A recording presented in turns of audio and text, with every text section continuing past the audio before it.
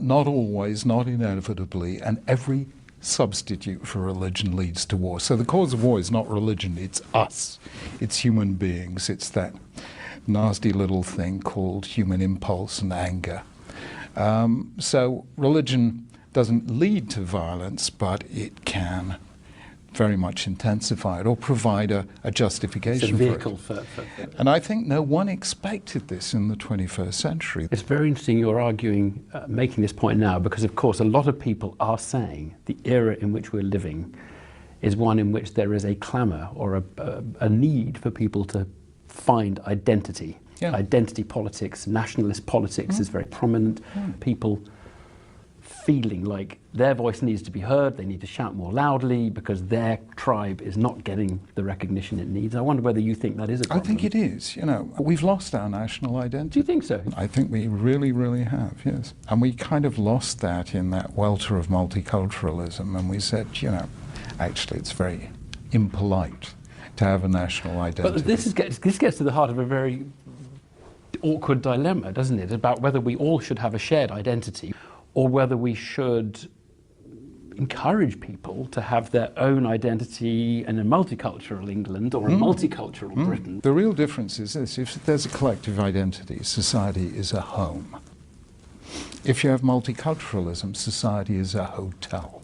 It was supposed to lead to greater tolerance. What it led to was what Trevor Phillips called sleepwalking into segregation. Multiculturalism did not promote tolerance or shared identity. It said, you go off and do your own thing. And that turns out to be very destructive. Well, that brings us to a very timely topic, of course, which is anti-Semitism. And many of the British Jewish community have said they have noticed a step change in the level of hostility. Have you noticed that, and does that worry you? Well, I noticed it because our youngest daughter actually encountered this when she was at university. And I found this deeply shocking because I had not experienced a single episode of anti-Semitism in my life, and I'm not exactly low profile. You know, chief rabbis are fairly known to be Jewish for the most part, but it is there actually. And of course it's always in a new form because anti-Semitism is so socially unacceptable that it can only survive the way a virus survives, which is by mutating. In the Middle Ages, Jews were hated for their religion. In the 19th and 20th centuries, you weren't allowed to hate anyone for their religion, because this is post-Enlightenment Europe. So they were hated for their race. Today you can't hate anyone for their race, so you hate them for their nation state.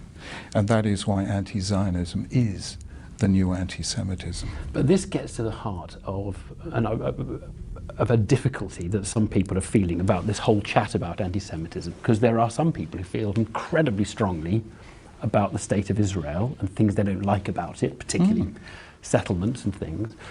And they feel that the charge of anti-Semitism is effectively being used to kind of put a sort of moral question over their hostility to Israel. A group of school kids asked me just that question a week ago. And I said, tell me, hands up, which of you believes it's legitimate to criticize the British government? They all put their hands up.